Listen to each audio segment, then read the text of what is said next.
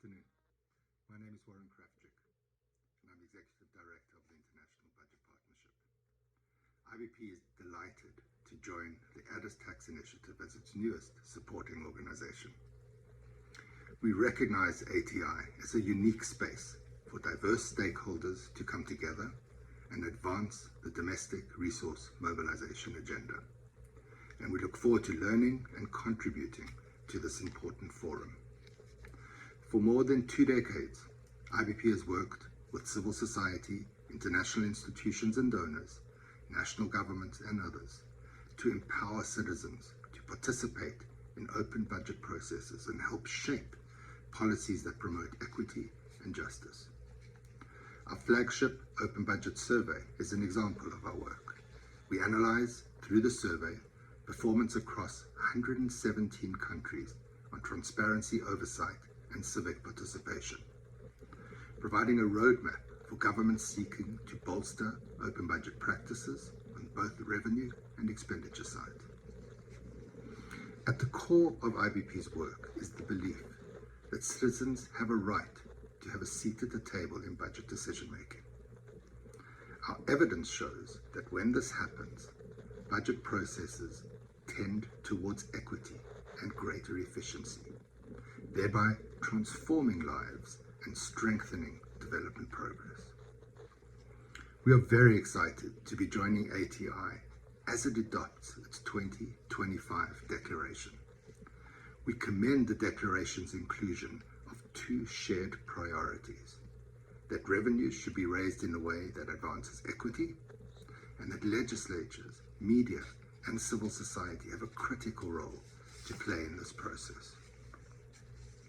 We welcome the opportunity to share how our lessons learned working with civil society and governments to promote budgetary reforms might apply to the DRM agenda.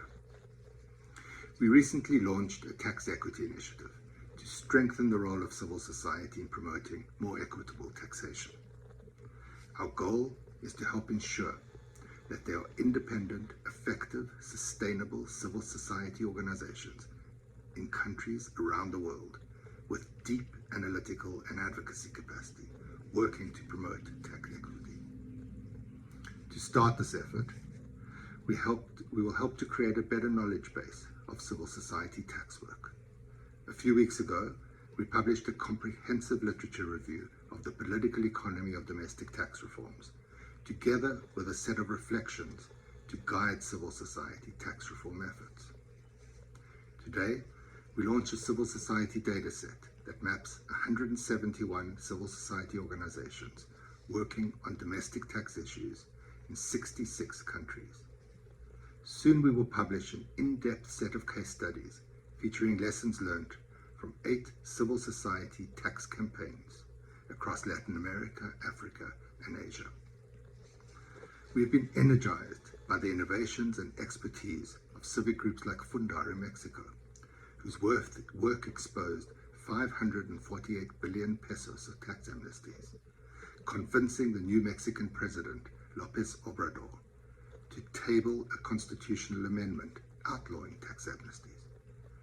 We also recognize the work of Siatini in Uganda to oppose regressive mobile money taxes, and the Tax Justice Network Africa to halt double taxation agreements that would cause significant revenue losses for the Kenyan government.